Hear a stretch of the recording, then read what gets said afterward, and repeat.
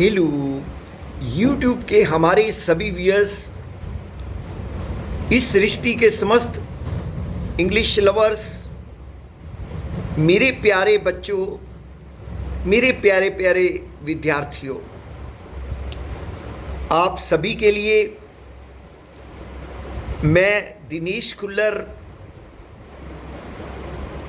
YouTube पर अपने channel true life songs पर प्रतिदिन 2 वीडियो लेकर आता हूं। एक उन लोगों के लिए जो स्पिरिचुअल रूप से ऊपर उठना चाहते हैं, प्रभु के चरणों के साथ जुड़ना चाहते हैं, उनके लिए। वह दूसरी वीडियो मेरे पढ़ने वाले बच्चों के लिए जो पढ़ाई कर रहे हैं, कंपटीशन की तैयारी कर रहे हैं, उनके लिए लेकर आता हूँ व्यूअर्स। मुझे अपने जीवन का बहुत अनुभव है। मैं इस अनुभव को आपके साथ बांटकर इस संसार से विदा होना चाहता हूँ व्यूअर्स। यही मेरी एक बहुत बड़ी इच्छा है। दैट इज़ वाई मैं सतत अपनी क्लास को देता हूँ, बिना कोई अनुपस्थिति दिखाए। वक्त का पता नहीं होता, इसलिए हमें हर काम समय के ऊपर कर लेना चाहिए व्यूअर्स। तो व्यूअर्स, जिस प्रकार से मैं डेडिकेशन के साथ आप जी को क्लासेस दे रहा हूँ, उसी प्रकार से आप भी डेडिकेशन दिखाइए और इस टीचर की क्लास को प्रतिदिन अटेंड कीजिए और इसकी मेहनत को और इसके इस प्रयास को टीचर के सफल कीजिए। तो व्यूअर्स, आज मैं आप जी के लिए एक और नया इंग्लिश स्ट्रक्चर लेकर आया हूँ व्यूअर्स। वो स्ट्रक्चर है समय को दिखाने के लिए। जैसे समय प्लस हो गया है, हो चुके हैं, हो गए थे, हो गए होंगे। तो व्यूअर्स, इस प्रकार के पीछे समय के साथ शब्द आते हैं। तो यानी इस अभिव्यक्ति को ये प्रकट करता है व्यूअर्स। इसमें इंग्लिश की रचना इट प्लस हैज, हैड या फिर will have plus been plus time, इस प्रकार से आता है व्यूअर्स। तो हैज, हैड, विल हैव, इनमें से कोई एक आता है वाक्य के अनुसार, और देखिए किस प्रकार से इसका प्रयोग किया जाता है व्यूअर्स। तो चलिए वाक्य के एग्जाम्पल से समझते हैं। 5 महीने हो गए हैं, 5 महीने हो गए हैं। It has been 5 months, it has been 5 months, 10 साल हो चुके थे। It had been 10 years, it had been 10 years, लगभग 2 साल हो गए होंगे।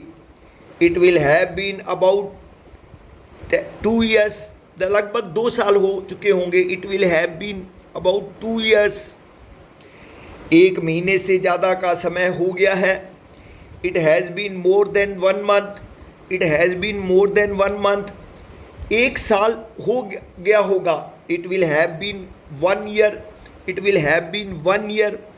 मेरे प्यारे बच्चों, इस प्रकार से समय के साथ हम जोड़ते हैं इस स्ट्रक्चर को। अब मैं आपके लिए 3-4 वाक्य बोलता हूँ, उसको तो इंस्टेंटली बना लिया करो ताकि थोड़ा सा दिमाग में स्ट्रक्चर बैठे। उसके बाद अपने बनाकर अभ्यास कीजिए। जैसे कई महीने हो गए हैं, 2 दिन हो चुके होंगे, 2 सप्ताह हो चुके थे, 2 घंटे हो गए हैं।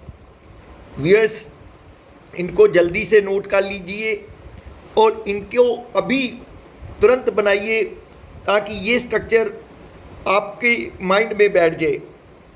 व्यूअर्स, अब मैं अपनी इस कक्षा की दूसरी आइटम के ऊपर आता हूँ और वो है कन्फ्यूजिंग वर्ड्स।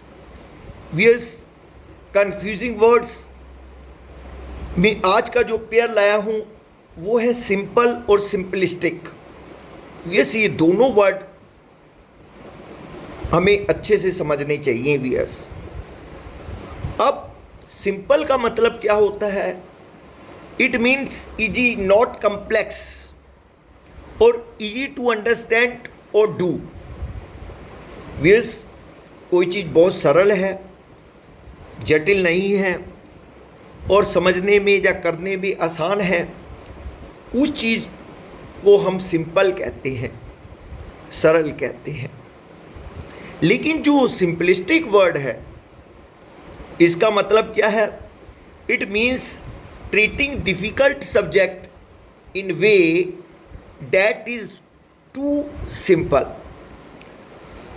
तो व्यूअर्स, कोई ऐसी चीज़ जो कि है तो डिफ़िकल्ट, लेकिन हमने अपना प्रस्तुतिकरण उसको बड़े सरल ढंग से कर दिया, यानी हमने उस डिफ़िकल्ट चीज़ को एक सरल बनाकर दूसरे के सामने रख दिया, तो वहाँ पर हम कहते हैं ये सिंपलिस्टिक है।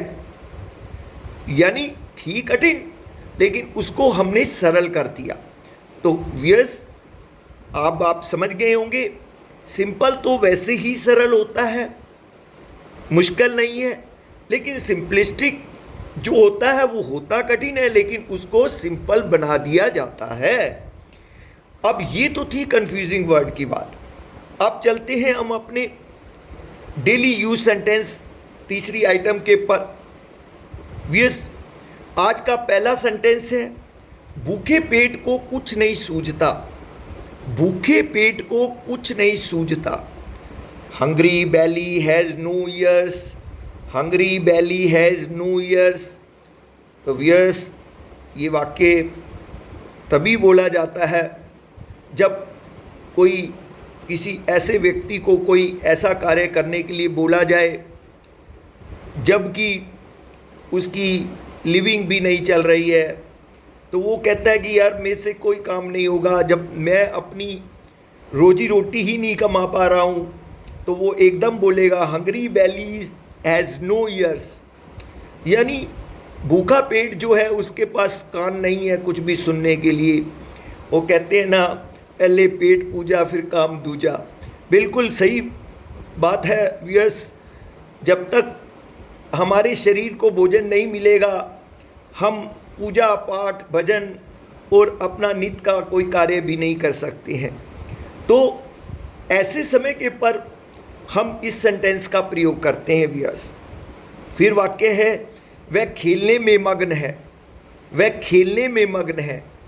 He is engrossed in playing. He is engrossed in playing. अब प्लेइंग की जगह आप कुछ भी कर सकते हो, स्टडिंग कर सकते हो या फिर कोई और काम को इंगित कर सकते हो यहाँ पर।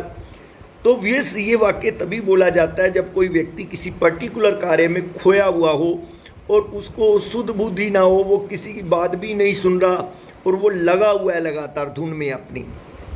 तो व्यूअर्स, वहाँ पर ये वाक्य बोला जाता है, काश मैं अमीर होता। काश मैं अमीर होता। Would that I were rich. Would that I were rich. तो व्यूअर्स, जब हम कोई इमेजिनेशन करते हैं, इमेजिनेशन में बात करते हैं जो कि अभी हम हैं नहीं, हम सोचते हैं अगर हम ऐसे होते, काश हम ऐसे होते।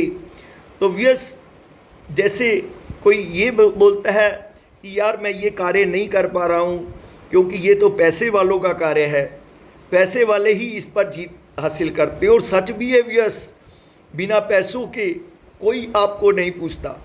इस माया के 3 नाम, परसु परसा परसराम। तो व्यूअर्स, माया के साथ लोग सम्मान करते हैं।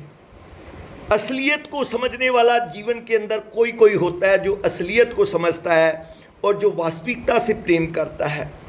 तो अब बहुत सारी जीवन की ऐसी चीज़ें हैं जो हम जीवन के अंदर लाना चाहते हैं, अपनी जीवन की तरक्की करना चाहते हैं, लेकिन हमारे पास पैसा नहीं है तो हम कुछ नहीं कर पाते व्यूअर्स।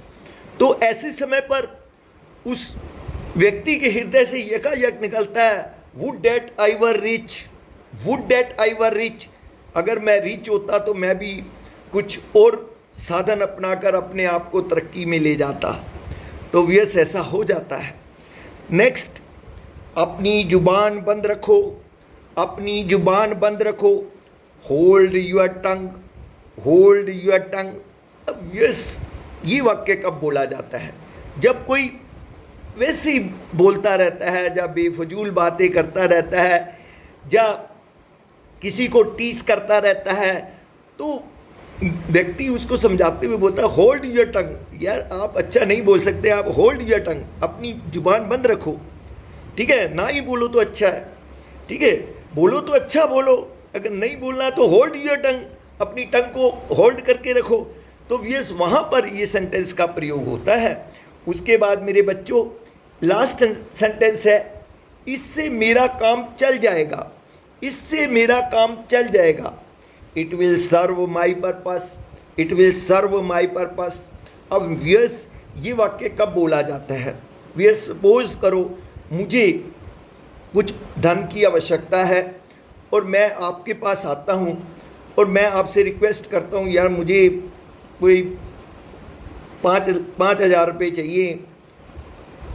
ठीक है, फिलहाल तो जा,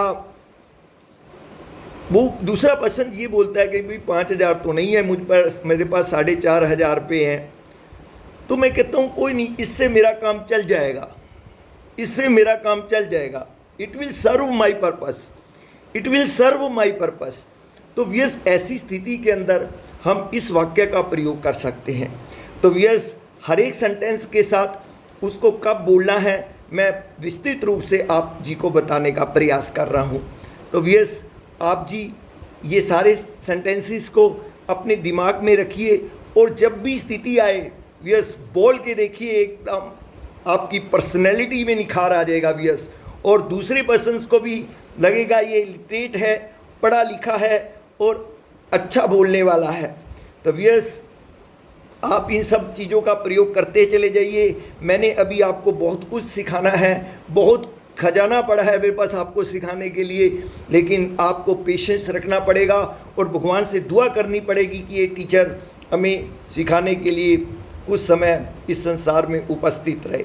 इन्हीं शब्दों के साथ आप जी का मैं फिर से नमस्कार आपको करता हूँ और कल फिर मिलेंगे एक नए स्ट्रक्चर के साथ, और तब तक आप सभी को जय श्री कृष्णा, राधे राधे, नमस्कार नमस्कार नमस्कार।